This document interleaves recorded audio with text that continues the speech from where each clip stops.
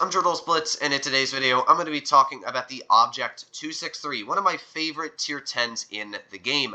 And this is a vehicle that I wanted to talk about. Of course, I started with the SU-12254, but I'm going to be finishing off with the 263, the top of the tree, because I honestly feel a lot of people aren't going for this line, and they really should be.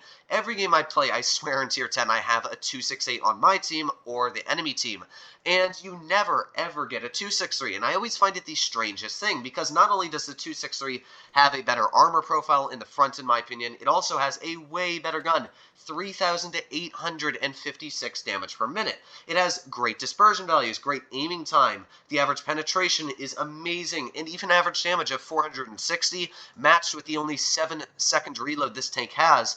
Honestly, it's almost amazing in every single characteristic. It just lacks in the gun depression, and while it is very quick, it lacks in the side armor as well.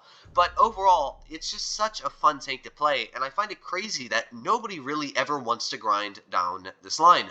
So in today's video, I'm going to be talking about the tank, letting you guys know how I personally play it, my personal preferences on the vehicle. Now, of course, there are two different playstyles you can have for the vehicle. You can do the YOLO wagon style and just run in there, balls to the walls, destroying everything in front of you with your crazy DPM, bouncing shells left and right, or you can stay at the back of the map, be a little more passive, and then once you've noticed what's going on, then you can push in. Now, for this match, I'm probably going to be a little more passive, because of course I don't have the most gun depression, and in my opinion, this is more of a gun depression type of map, like where the STB is going to go. I can't work that position, because of course I don't have the gun depression. I only have 4 degrees, and looking at it here, you can see just how poor that is. So I'm going to be getting into a bush. My favorite bush is right up here. This will be my #1 spot where you can sort of sit, rip into the enemy opponents if you can get some shells across, and because this vehicle is so quick, I'm able to get into position probably before the enemy heavies will be coming up here, so if they do end up pushing across there, or anywhere I'm able to get shots in, it will be very, very helpful for me. As well, if the enemy tanks try flanking, the nice thing is I'm so quick. You can see the traverse speed on this tank is actually pretty solid for being a turretless tank destroyer. Now, unfortunately, our STB did get the first shell received on him, and I'm getting a little bit worried because nobody is spotted as of right now. And there we go. There is the 100 spotted, which means I'm going to type push in chat, and we are all going to push. Ooh, actually, yeah, I still think it's worth it to push. Just looking at the lineup, you got a couple tank destroyers, a Vickers Light that's really not going to be doing that much. So I'm going to be going right in there as aggressive as I can. We've got the Grill, who's probably not going to be standing that much of a chance, although I don't think we're going to be getting out that much damage in this game, just because there's not really much left on the enemy team already. So we're going to try and rip apart this Grill, put on our reloader here. Unfortunately, we did mess up that shot, and you can see there are a couple weaknesses on this vehicle. There we go, got a shell into the grill right before that 263. But one of the biggest weaknesses is the grill on the vehicle is actually a very easy penetration. However, you can see nice bounce for us on the E100 probably. Yeah, there you go, right off the upper plate. It's got a super, super thick Stalinium upper plate, so that's something that this vehicle has very, very solid going for it. We got the IS-4 right there. Let's tap a shell into him. Nice high roll, 5-13. I will always take a high roll when I can take one. We've got the 4005 as well over there, the 100, so I got to be careful. I don't want to mess with tanks I can't really do much about. So I would love to tap that E100. I really want to rush him. But as well, the issues, we've got these vehicles right here. But I'm going to take a shell for the team here and push on the E100, see if I can get some damage out. There's one shell, and goodbye E100, I guess. So this is a much quicker paced match. Not most of the matches really go like this in a normal Blitz day, but because we have such a crazy DPM, I'm still able to get out quite a bit amount of damage, you can see here. Tap the IS-4 in the turret, 575 max roll, always a nice number to see.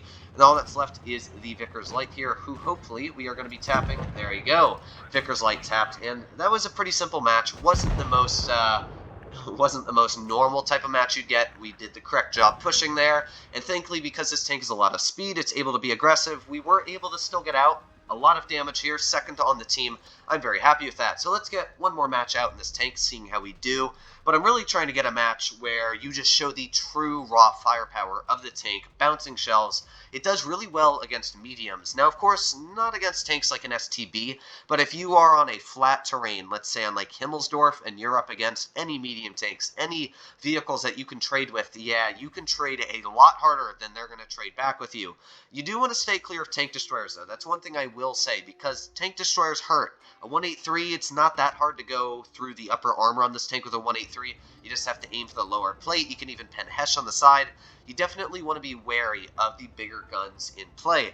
However, as long as that 183 isn't aiming at me, as long as I don't need to deal that much with the enemy T95, I can deal pretty good against any of the other opponents we are going up against. Now, I'm actually going to be pushing heavy here because, as I said, gun depression, medium tanks aren't my forte. I want to deal with the heavy tanks. A mouse I will tear into shreds, and I know a mouse will actually struggle to penetrate me as long as I'm not face-hugging it, because then you can shoot at the grill. A lot of people think face-hugging in this vehicle is the way to go. It's really not, because you can just tear it into pieces as well if you can aim in on the weak spots. So there we go, nice tap right into the 183 already.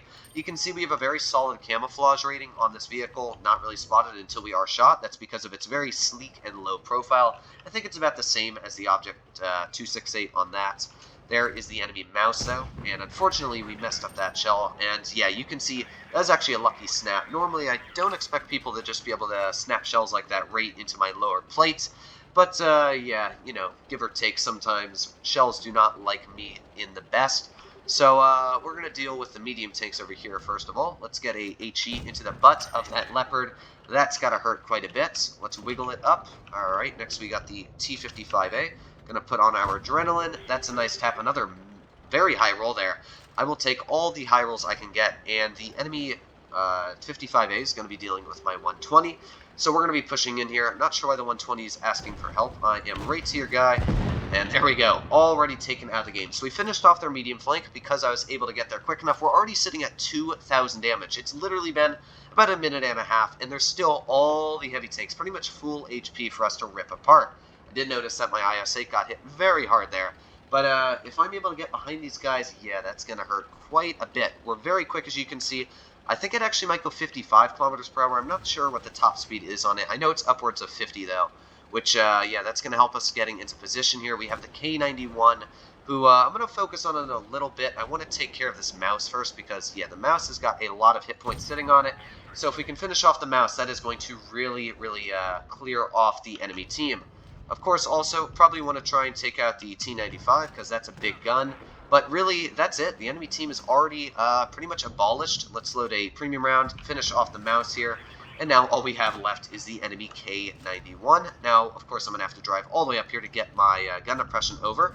But there we go. Let's get a nice little love tap in as well. Well, actually, we didn't get any damage on the love tap. But one more shell. Let's get it in the turret. And there we go. Nice high roll, 476. So I didn't really get to show the armor profile that much on this take, but in that simple match there, I was able to flank, able to do my job as the YOLO wagon, and we were able to get out 4,082 damage in a very simple game. And that's the fun thing about the 263, is that you're able to get out such high damage games in very simple matches where you wouldn't expect it normally, just because of the crazy damage per minute this vehicle has. Not only can you brawl with most medium tanks, you can also fight the heavies, although I will still say I do find myself a lot pushing aggressive in this tank. I was playing this tank earlier today, and I absolutely rushed up on Nube, got yeeted by 183, and taken right out of the battlefield. There's a lot of mistakes you can make in this vehicle, but overall, it's a fun tank to play, and it's a new type of playstyle that if any of you don't have this vehicle, I would definitely suggest to actually give it a think about maybe trying to grind for it. So hopefully, you guys did like this type of video. Of course, if you did, please make sure to hit that subscribe button down below. We've been getting an increase of subscribers a crazy amount lately. As well, a lot of new patrons, so welcome to the team if any of you are patrons out there. But we just broke 16,000 subscribers, which is crazy for me to believe. So thank you guys for all of the support. Couldn't do it without all of your help out there. I'll be doing a giveaway very, very soon. Of course, in the live stream I'll be doing with Wargaming in 2 days or whenever it is coming out. It's July 2nd, so whenever you're watching this, I'm going to be doing a live stream with Wargaming very soon, and we're going to be giving away some tanks there as well, so make sure to stay tuned for that. But thank you guys for all sticking around on the channel for about the year it's been here. Been a fun journey through it. We were just able to get the IS-6 Fearless. So if you're not subscribed, make sure to do so. Keep up to date with my community stuff, everything else like that. Join the Discord.